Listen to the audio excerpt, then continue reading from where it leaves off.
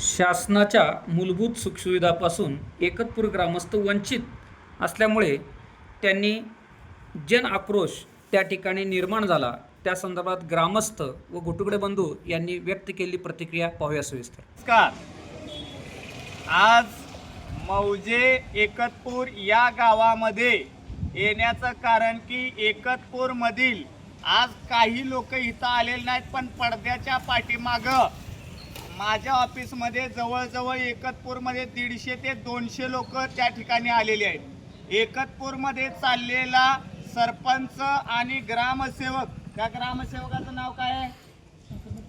शंकर मेटकरी। जरी आमचा पै पाहुणा कोण जरी असला तरी पब्लिकसाठी येणारा जो पैसे हाणतो, टक्केवारी घेतो, त्याला घुटुगडे आणि ही। माझं नाव गणेश शिवाजी नवले, राहणार शाडवस्ती। आज तागायत या ग्रामपंचायतचा कुठल्याही पद्धतीचा शाडवस्ती भावमाळ्याचा माळा नवलेनगर या ठिकाणी कुठलाही लाभ झालेला नाही आणि आरोज प्लॅन्ट सगळीकडे बसवल्यात। काल तुमची पत्रकार 4 लोक घेऊन आम्ही सगळ्यांना विजिट दिलेले, दुरुस्तीची बिलं आणि बसवलेली बिलं, ट्रान्सफरची बिलं ही नुसती कागदोपत्री, प्रत्यक्षात काहीच नाही। पॉईंट टाकणारे पैशाचं सुद्धा त्यांच्यात ती मशिनरीमध्ये नाही, ते नाही जी शासनाला येतो ती खर्चाना आणि झाडं लावली। यांनी ग्रामसभेचा ठरावा यांनी घ्यायचा आणि झाडं वाटली म्हणून दाखवाई। तुम्ही किती झाडं लावली, किती पालन पोषण केलं ही झाडांचं, की ग्रामसेवकाला आणि जे कोणी काय केलंय की त्यांना आपण विचारण्याची वेळ आलेली आहे। सध्या एकूण पाण्याची टंचाईची म्हणून काही नागरिकांनी भेट दिली, असं कळलं की पाण्याची टंचाई फार आहे। ह्याच टक्केवारीचा सगळा इथं माझा सोमनाथ मोहन इंगोले, राहणार एकतपूर। मी कर्मवस्तीवर त्या संदर्भात बोलू इच्छितो की गेल्या 5 वर्षामध्ये कर्मवस्तीचा जर विचार केला तर कर्मवस्ती फक्त नाव आहे आणि फक्त मतासाठी लोक येतात, मतदान देतो। गेल्या 5 वर्षात कुठलाही विकास म्हणजे साधारण मी माहिती मागवली, माहिती अंतर्गत त्याच्यामध्ये मला कर्मवस्तीचं नाव कुठेही दिसत नाही आहे की तिथं बाबा तिथं विकास केला आहे किंवा रस्ते केले आहेत, पाण्याची व्यवस्था केली आहे, काही सुद्धा नाही आहे त्यामध्ये। पण त्याच्यानंतर पण त्यांनी टाकीचं काम करून देतो असंच मला सांगितलं त्यांनी, आणि टाकीचं काम करून दिलं म्हणजे थोडक्यात त्यांनी दुरुस्ती करून दिलं टाकीची, ते पण निकृष्ट दर्जाचे काम करून दिलं। त्याच्यावर झाकण व्यवस्थित म्हणजे चांगल्या प्रकारे झाकलेलं नाही आणि तोटे एकदम थडगाच व्यवस्थित तोट्या लावून दिले त्याला। त्या तोटीनं पाणी आणि ग्रॅज्युएटी थांबवण्यासाठी मग त्यांनी मला सांगितलं की मला काहीतरी प्रूफ हवा आहे। मग मी गावात साधारण 1-2-3 माणसं घेऊन मी तिथला प्रूफ घेतला। त्यांना सांगितलं की बाबा इथे एवढा ह्याचा भ्रष्टाचार आहे आणि इथले सरपंच विकास जाधव म्हणून आहेत, त्यांनी आम्हाला सहकार्य केलं नाही असं नाही, पण त्यांनी सांगण्याचा प्रयत्न केला की आपली कामं भरपूर प्रमाणात चांगल्या प्रमाणात झालीत। पण विषय असा आहे की कामं झालीत हे आम्हालाही मान्य आहे, कामं भरपूर झालेत। ह्याच्या अगोदर एका गोष्टी समजा तुमचा GST कट होऊन येतो 18%, तर परत 30 मटेरियल आणायला तुम्हाला 18% GST का लागतो, हे म्हणजे हे सगळं क्वेश्चन मार्क तयार होतात।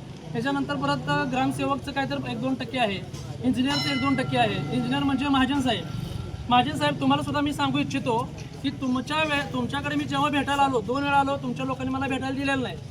परत BDO ऑफिस कुलकर्णी साहेब, तुम्ही 31 जुलैला रिटायर होणार आहे, मी तुमचा सुद्धा मेल करून ठेवलेला आहे कलेक्टर ऑफिस कार्तिकेयन सरांकडे की तुम्ही साधारण तुम्ही काय करता, तुम्ही आम्हाला भेटायला देत नाही। कशासाठी भेटायला देत नाही? मग तुम्ही चोऱ्या करता याचा तुम्ही डायरेक्ट आरोप करणार तुमच्यावरती। तुम्ही जर इमानदार असाल ना तर तुम्ही मग सांगा ना बाबा मी क्लिअर आहे। तर मग आता आमच्याकडं 8 लोक बॉडी डायरेक्ट होतात, मग तिथे काय झालेलं नाही, इथं बाबा क्लिअर झालेलं सगळं। त्यांनी सगळं व्यवस्थित आम्हाला सांगितलं, आम्हाला सहकार्य केलं, मी त्याबद्दल त्यांच्या। माझे नाव संजय हनुमंत इंगोले, मी एकतपूर गावचा रहिवासी आहे। अगोदर सगळ्यात प्रथम तुमचा आभार, तुम्ही इथं गावात आला। पत्रकारिता या लोकशाहीचा एक मोठा आधारस्तंभ आहे, पण या गावाला गेले 25 वर्ष न्याय मिळाला नाही।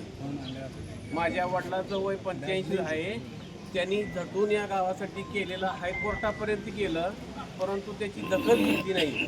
या सगळ्यात मोठा भ्रष्टाचार या गावचा प्रशासकीय अधिकारी ग्रामसेवक, या तालुक्याचा प्रशासकीय अधिकारी BDO यांच्यावर कोर्टात दाखल होऊन सुद्धा यांची चौकशी होताना सगळे अधिकारी त्याच्यात मोडले जातात, त्यामुळे हे चौकशीला झाले नाही। त्यामुळं आता तुम्ही पहिल्यांदा गावात आला, त्यामुळे तुमचं पहिल्या मिळेल आणि चांगल्या पद्धतीनं हे ग्रामसेवक BDO खाऊ शकतील. एवढीच विनंती आहे. त्या ग्रामसेवक BDOला अधिकार नाही, परंतु आम्ही जे निवडून देतो ना त्याला शब्द वापरला की वाईट वाटेल. आता या सदस्यांना त्यांच्या प्रभागापुरतं तरी त्यांनी जबाबदारी घेऊन ते काम व्यवस्थित करायची जबाबदारी त्यांची आहे ना. आम्ही काय केलं, आमचा पाठिंबा देऊन तुम्हाला निवडून दिलं. हे प्रशासकीय अधिकारी काय करतात, तुमच्या पुढं काय सुद्धा करू शकत नाही. गावाच्या पुढं राव काही करू शकत नाही. त्या सगळ्या दोष जातो तो त्या मेंबरांना, त्या तालुक्याच्या आमदाराला, त्या खासदाराला. यांनी प्रशासन व्यवस्थित हँडल करायचं असतं, त्यांनी ते करावं. मेंबर लोकांनी हे सगळा भ्रष्टाचार थांबवावा, खावा, परंतु काहीतरी गावासाठी करा. हात नाही कोणच नाही असं लोकमान्य टिळकांनी सांगितलं, स्वराज्य हा माझा जन्मसिद्ध हक्क आहे, तो मी मिळवणार. पण देश स्वतंत्र झाल्यानंतर काय झालं, भ्रष्टाचार हा माझा जन्मसिद्ध आहे, त्यातनं मी काहीतरी मिळवणार. पण आम्ही त्याला विरोध करत नाही. आम्ही काय म्हणतो, खावा थोडं तर जनतेला वाटा. एवढं बोलून मध्ये बऱ्याचशा कामावरती चुकीच्या पद्धतीनं निधी खर्च झालेला आहे. वास्तविक पाहता साठेनगरमधलं जे टाकीचं काम आहे, त्या टाकीच्या कामामध्ये त्यांना जोडली नाही, या 5 वर्षात पण जोडणी नाही झाली. तिथला आरो प्लॅन्ट बंद आहे. आम्हाला प्रत्येक गोष्ट सांगितली की पहिल्यांदा कटिंग म्हणून येते आम्हाला, म्हणजे सिनियरला टक्केवारी. नंतर मग आम्ही पण इथं कटिंग GST आहे. साहेबांना विचारलं, मेटकल साहेबांना, तर मेटकल साहेब म्हणजे मीच फक्त सहीचा धनी, बाकी सगळं वरणे MP तयार करतात. MP आता शब्द वापरला असता, MP पुन्हा नाही वाचायला येतो. तुम्ही आम्ही तिथं चौगुल साहेब असतील, आमच्या ह्याला महाजन साहेब आहेत, त्यांना ते सुट्टी. हे सगळ्यात महत्वाचं आहे. खरं तर या गावातील ही ग्रामसेवक दलाल आहे. दलाल हा पुढाऱ्यांचा दलाल आहे. कमिशन एजंट आहे. एजंट जसा LIC एजंट असतो, पल्स एजंट असतो, तसा हा ग्रामसेवक आता ह्यो रिटायर होणार आहे म्हणून ह्याच्या लेकरा बाळांना ह्याला नाही कमवून ठेवायचं आहे. तुझी जर नाही पेन्शन बंद करणार तर अवलाद सांगणार नाही. म्हातारपणाची जी काठी तुला जी पेन्शन दिल्या ते बंद करणार. कारण या एकतपूर गावातल्या बहुजनांचं, गरीब मराठा असेल, बाकीचा मागासवर्गीय समाज असेल, धनगर असेल, वंजारी असेल, सगळा OBC समाज असेल, यांच्यासाठी हा निधी आलेला नाही. तुला काय केलंय, 80 ते 90 हजार रुपये पगार ठेवलाय आणि तुला AC रूम दिले. AC रूम तो इथं येऊन भ्रष्टाचार करायची गरज नाही. या तालुक्यामधील ही ग्रामपंचायत प्रतिष्ठित ग्रामपंचायत आहे, पण तुझ्यासारख्या एजंटामुळं हे गाव बदनामीच्या मार्गावर आहे. इथून पुढच्या काळामध्ये सरपंच असेल, पुढारी असेल, हे ग्रामसेवक मेटकरी असेल आणि आता नवीन आलेला असेल, हे नवा काय